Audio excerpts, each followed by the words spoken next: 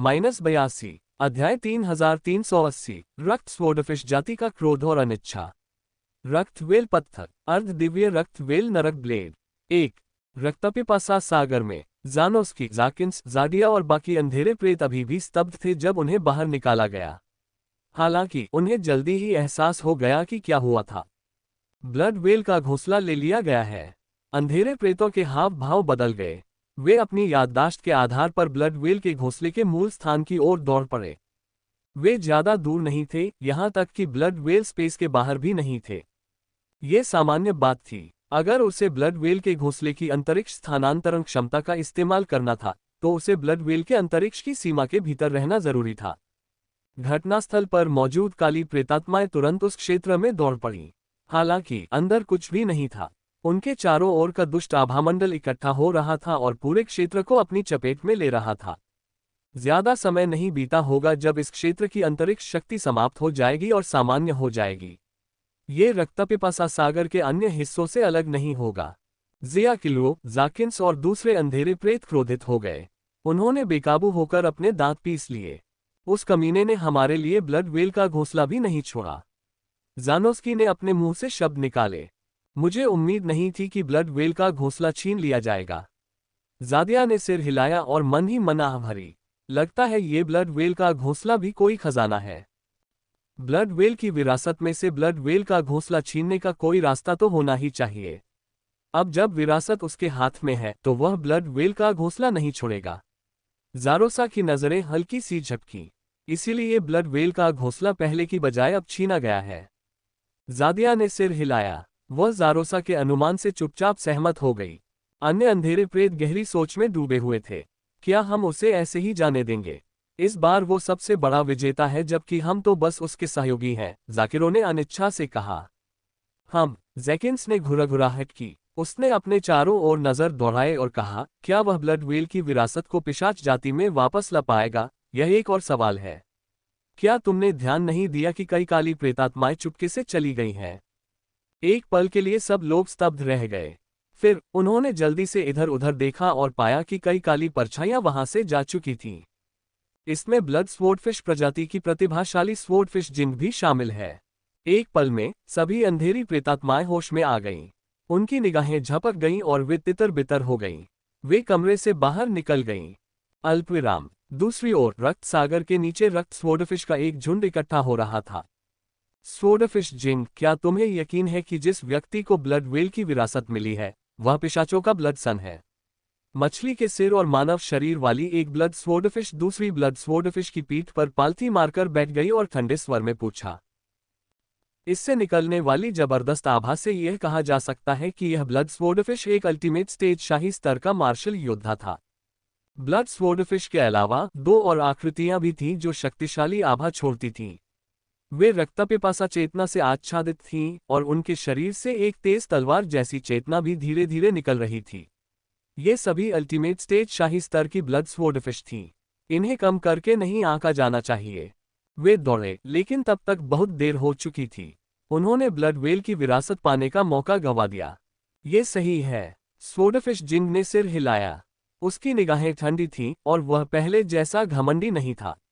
जारोसा, जाकिरो और बाकियों ने इसकी पुष्टि की है। यही होना चाहिए। रक्तपुत्र। दूसरे अल्टीमेट स्टेज शाही स्तर के रक्त स्वॉर्डफिश ने खुद से कहा, मुझे उम्मीद नहीं थी कि पिशाच जाति का एक और रक्तपुत्र होगा।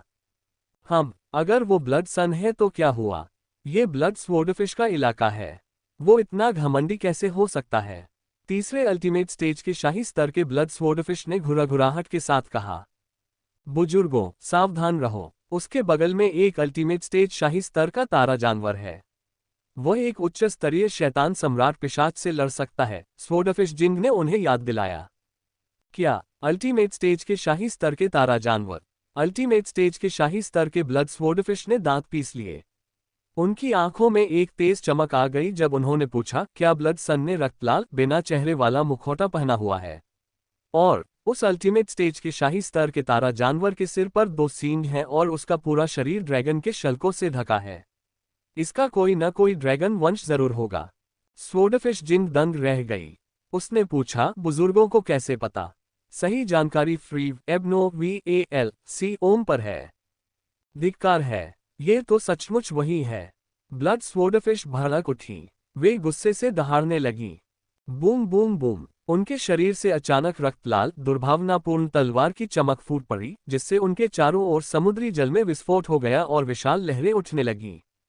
क्या हो रहा है? स्वॉर्डफिश जिन दंग रह गया।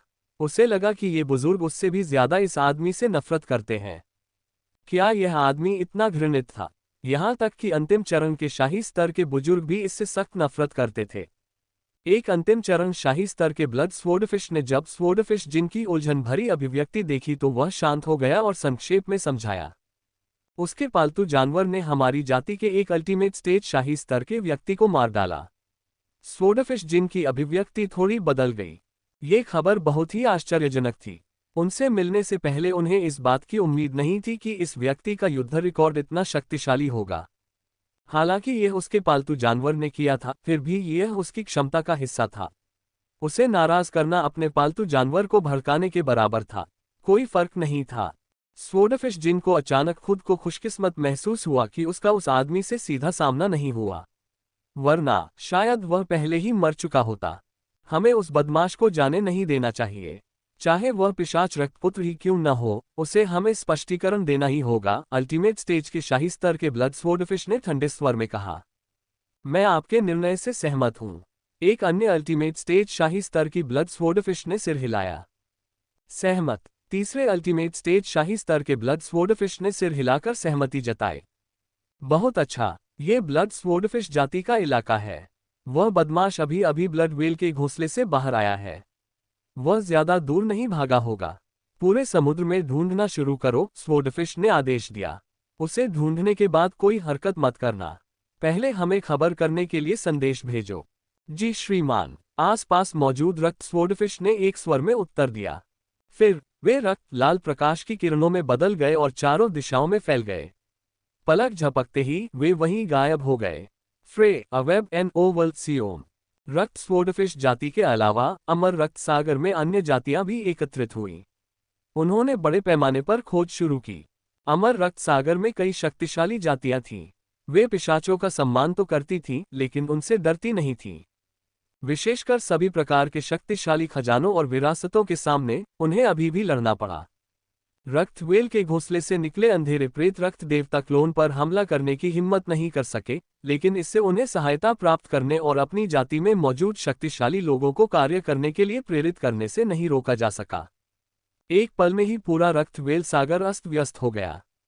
तरह तरह के राक्षस प्रकट हो गए। अल्पविराम। रक्त देवता क्लोन खून के समुद्र में तेजी से आगे बढ़ा। रक्त व्हेल के घोंसले से निकलने के बाद वह जल्दी में नहीं निकला, बल्कि वह उस जगह में घुस गया जहां उसने रक्तपिपासा वर्षा व्यूह स्थापित किया था।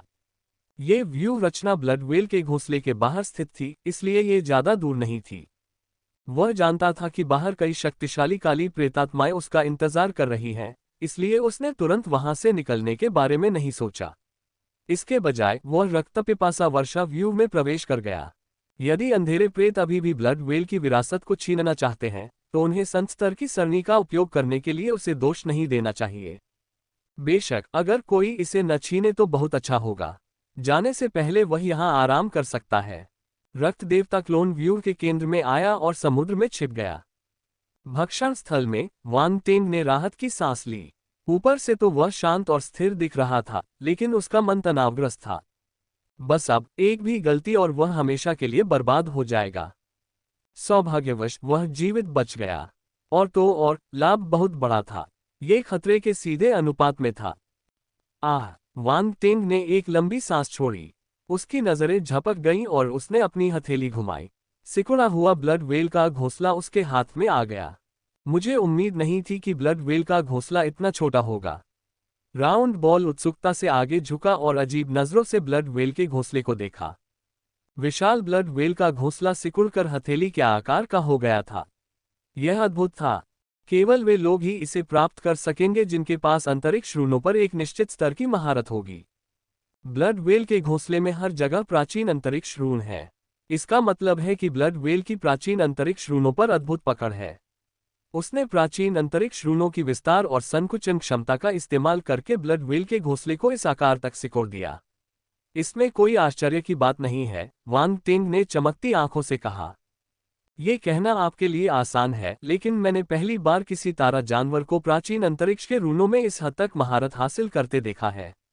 आइसीथ ने उसे बीच में ही टोक दिया। ओह! वांग टिंग ने आइसीथ की तरफ मुड़कर मुस्कुराया। क्या तुमने भी पहले कभी ऐसी उपस्थिति नहीं देखी? ये नज़र क्या है? इसे न देखने में क्या बुराई है? क्या तुम्हें लगता है कि हर कोई तुम्हारी तरह असामान्य है? आइसीथ ने पूछा। वांग टिंग अवाक रह गया।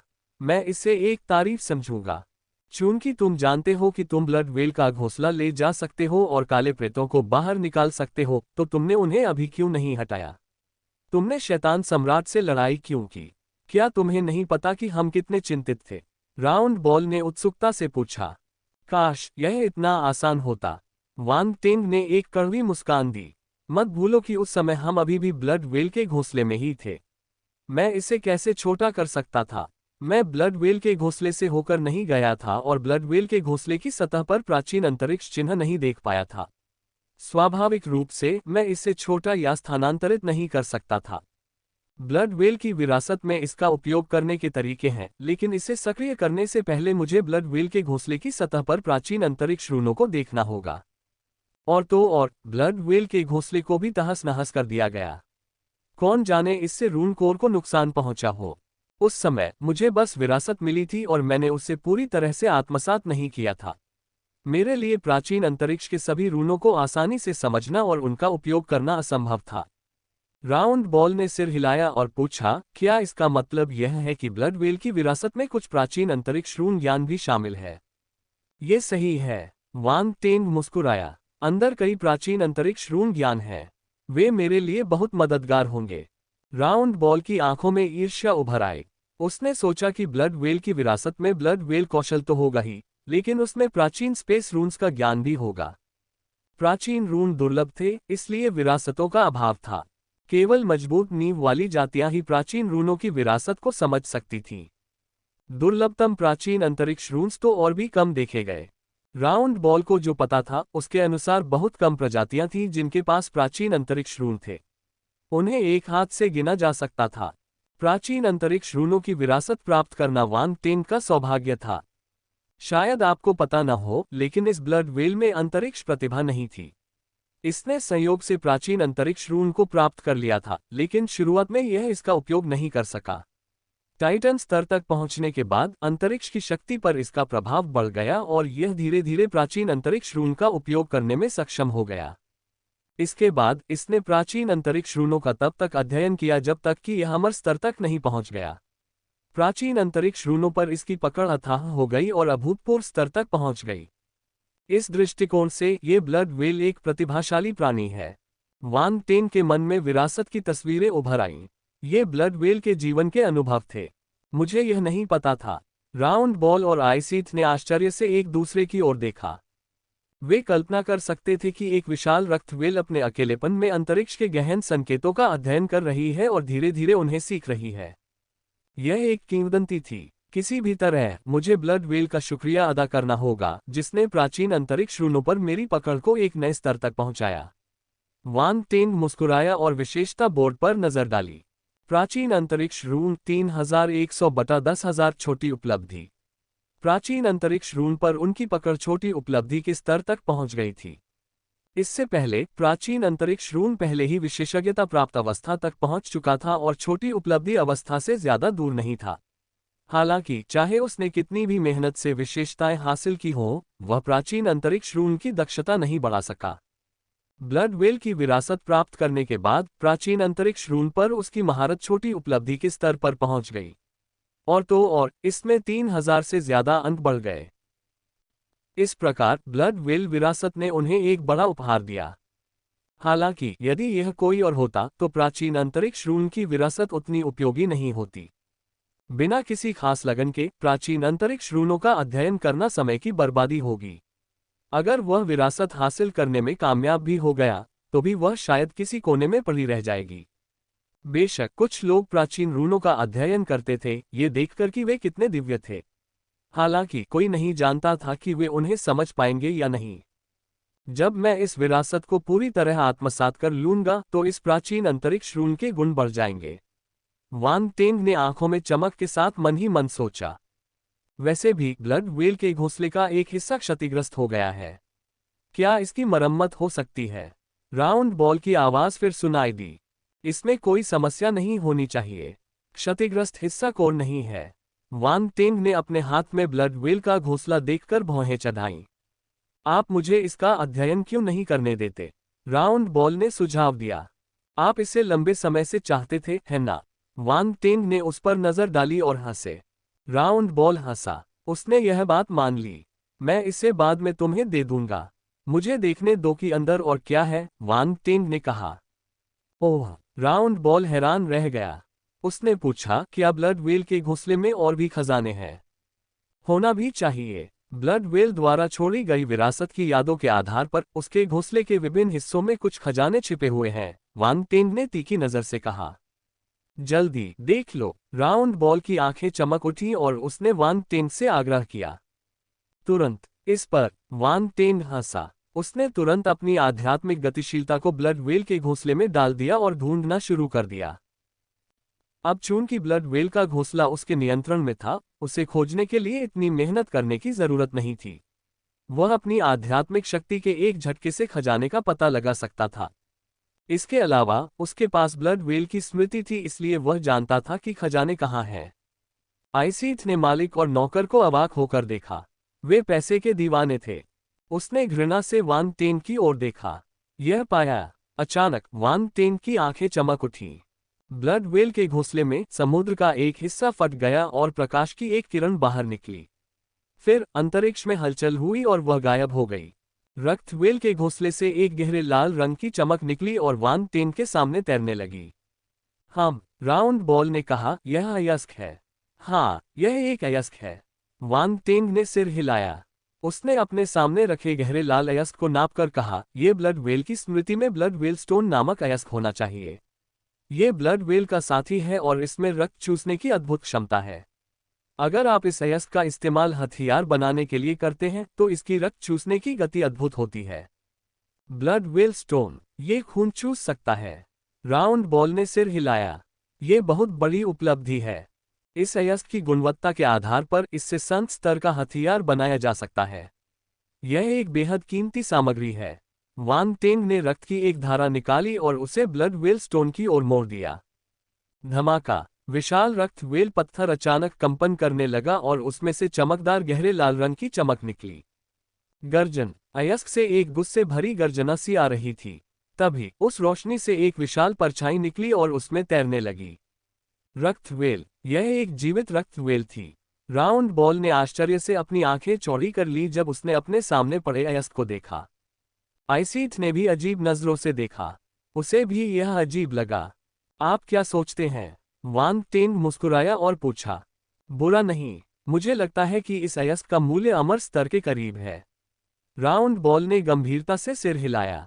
फिर उसने उत्साह से वान टेंग से कहा, चलो देखते हैं कि और कुछ है या नहीं। जैसे ब्लड व्हेल के हथियार। वान टेंग के मन में अचानक एक विचार आया। उसने अपनी आध्यात्मिक गति को ब्लड व्हेल के घोंसले की दिशा में मोड़ दिया। ब्लड व्हेल के घोंसले में टूटा हुआ द्वीप अचानक जोर से कांप उठा। Crack crack! रक्त दुष्टलाशें सतर्क हो गईं और रसातल से बाहर उड़ गईं। रसातल में मौजूद अंतरिक्ष रून नष्ट हो गए थे, इसलिए वे अब रक्त दुष्टलाशों को रोक नहीं सकते थे। अब जबकि द्वीप हिल रहा था, वे सभी रसातल से बाहर उड़